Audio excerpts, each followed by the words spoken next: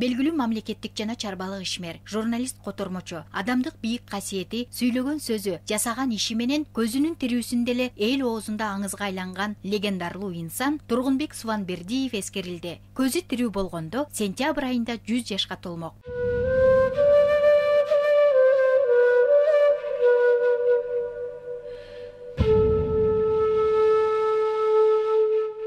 Тургунбек Субанбердиевдин ысымы маданият, адабият, журналистика, басма сөз менен тыгыз байланышта. Анткени анын кыргыз журналистикасынын кышыңкына пайдубалын түптөп профессионалдык деңгээлге көтөрүүдө эмгеги зор.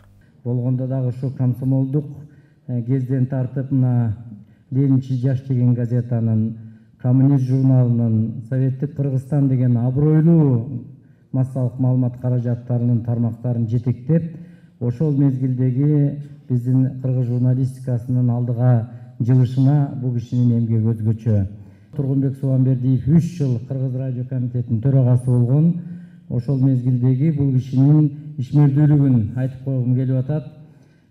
Биздеги мына бүгүнкү күндөгү Кыргызстандын баа жеткис мурасы болгон алтын казынабыз ушу Тургунбек Субанбердиев жетекчи болуп турган учурда ушу магниттик тасмага жазылып сакталуу иштери башталган экен. Ал 1921 жылы 3 сентябрда Талас облусунун Манас районунда туулган. Кызыл Кыргызстан, Ленинчил жаш гезитинде, Коммунист журналында редактор болуп иштеген. 1958-1967 жылдары Кыргыз СССР журналисттер союзунун төрагасы жана СССР журналисттер союзунун башкармасынын катчысы болгон. Муктар Абиязовдун Абай жолу эпопеясын, Джон Риттин Дүйнөнү дүңгүрөткөн 10 күн, Лелиндин, Камининдин, Каракуловдун чыгармаларын кыргыз тилине которгон. Көптөгөн очерк, публицистикалык макалаларды жазган. Эсептеп көрсөк, туура 50 жыл жарым кылым болуптур. Мен Тургунбек Субанбердиевди билгениме да. Ал киши менен түздөн түз иштешип калдым. Анткени ал киши полиграф кабинетинин директору, бардык жыйындарда, бардык летишкаларда, бүткүл эме жыйналыштарда ал кишисиз өтчү эмес. Анткени биз баарыбызден ошол киши кандай деп турат дегенди, нарктуулукту, ишкердикти, анан адамгерчилик сапатты биз ошол иштен үйрөндүк да. Муктар Абиязовдун романын биринчи киши которуп чыккан кыргызча. Анан кийин аны апарып Муктар Абиязовго берип, таанышып, андан кийин Субанбердиев Айтматов тааныштырып атпайбы Муктар Абиязов менен. Экөөнүн ортосунда мамиле ата баладай болгон.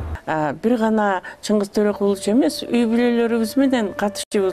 Сай сөөгүм сыздатты ушул кабар деп өзүнүн көңүл айтуу текстин биз жакка салып жиберген экен. Мен ошондон кичинекей эле бир үзүндү окуп берейин. Өзгөчө ак ниет адам эле, ардактаган агам да, ынак туткан жолдошум да эле.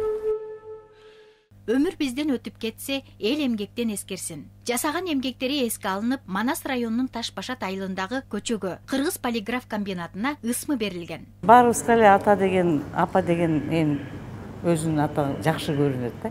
Менин атам өзгөчө, башка адам болчу. Мына адам аябай элдин адамы болчу. Өзүң дайыма, мен азыр эми 70-ке өзүм келип калдым. Дайыма эстейм. Дайыма бирдеме десе айтчу, ой кызым, эч кейбебе. Пелин кейинен кылсаң, Кудай бир жактан баары жакшы болот. Анан өзүң мамиле бирөөгө кылсаң, эч күтпө. Адамдар баары башкача. Сен жасасаң, өзүң ниети менен жаса. Анан күтүп сага да ушундай мамиле кылат, эч ага тарынба деп дайыма ошону мен азыр эстеп атам, ал туура экен. Кылымга изи калган инсан Тургунбек Субанбердиевдин нарктуу жашап өткөн өмүрүндөгү иштери учурга дейре элге жетип даңазаланып келет. Демек, эмгек өлбөйт. Артында из калтырып кеткендиги артка кылчайып карагандагы да неге? Мындан ары дагы артында эстер эли журтту, калемдеш замандаштары бар экендиги талашсыз.